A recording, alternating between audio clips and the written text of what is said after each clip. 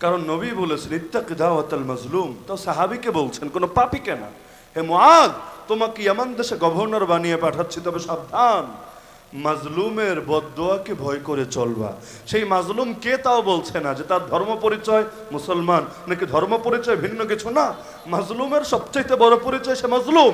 নবী বলছেন মাজলুমের বদদোয়াকে ভয় করবা, ফাইন্নাহু লাইসা বাইনাহা ওয়া বাইনাল্লাহি হিজাব, কারণ মাজলুমের বদদোয়ার মাঝে আর আল্লাহর মাঝে কোনো পর্দা থাকে না। এমনকি আমাদের ইমামরা লিখে গিয়েছেন, কোন মুসলমান বাদশা যদি জালেম হয় তার রাজত্ব বরবাদ হবে, আর কোন কাফের বাদশা যদি ইনসাফকারী হয় আল্লাহ তার রাজত্ব দুনিয়ার বুকে টিকিয়ে রাখবে। এমনকি মুসলিম শরীফের মধ্যে হাদিস আছে, মুস্তাওরিদ বিন শাদ্দাদের সেই রিওয়ায়াত, আল্লাহ রাসূল সাল্লাল্লাহু আলাইহি ওয়াসাল্লাম সূত্রে জানাচ্ছেন, তাকুমুস সাআতু ওয়ার রূমু আকসারুন নাস, কিয়ামত কায়েম হবে এমন সময়, এমন অবস্থায় যখন ইউরোপিয়ানরা, রোম, ওই জামানার রোম যেটা আজকে আমরা ইউরোপ শব্দে অভিহিত করতে পারি, সেই সময় রোমের রাজধানী ছিল কনস্টান্টিনোপল, এখন যেটা তুরস্কের অংশ। আবার আল্লাহর খলিফা মাহদি যখন আসবেন তখনও থাকবে এই খ্রিস্টীয় ইউরোপের অংশ, এবং তাকে এটা যুদ্ধ করে জয় করতে হবে। যদিও রক্তারক্তি করা লাগবে না, গিয়ে খালি তাকবীর দিবে, সুবহানাল্লাহ, আল্লাহ আল্লাহদের তাকবীর বলে কথা। এক তাকবীরের সামনেই পরাজিত হতে বাধ্য হবে। তাকবীর শোনার পরে অন্তরে এমনভাবে কম্পন ধরবে, মোকাবেলার হিম্মতই করবে না। ময়দানে মাঝে মধ্যে দেখা যায় মুজাহিদরা একসঙ্গে যখন তাকবীর দেওয়া শুরু করে, আল্লাহু আকবার আল্লাহু আকবার শুনতে শুনতেই অনেকে গরম জলে প্যান্ট ভিজিয়ে ফেলে। লড়াই আর কি করবে, কোন দিক ছেড়ে কোন দিকে পালাবে এটা নিয়ে টেনশনে পড়ে যায়। তো কিয়ামত যখন কায়েম হবে ইউরোপিয়ানরা থাকবে সংখ্যায় অধিক। এটা শুনে যে সাহাবী আরেকজন শুনছেন, তিনি বললেন, এই ভাই কি বলছো তুমি, আবসির মা তাকুল, কি বলছো খুব ভালো করে বুঝা কও। কিয়ামত কায়েম হবে ইউরোপিয়ানরা বেশি, মানে ডাকি ওরা এতকাল পর্যন্ত থাকবে, পারস্য বরবাদ হবে আর রোম এতকাল পর্যন্ত টিকবে। তিনি বললেন যে নবীর থেকে যা শুনেছি তাই তো বললাম, নিজের থেকে বানিয়ে তো বলি নাই। সেই সাহাবী বললেন, আচ্ছা নবীর থেকে যদি শোনো তাহলে তো আর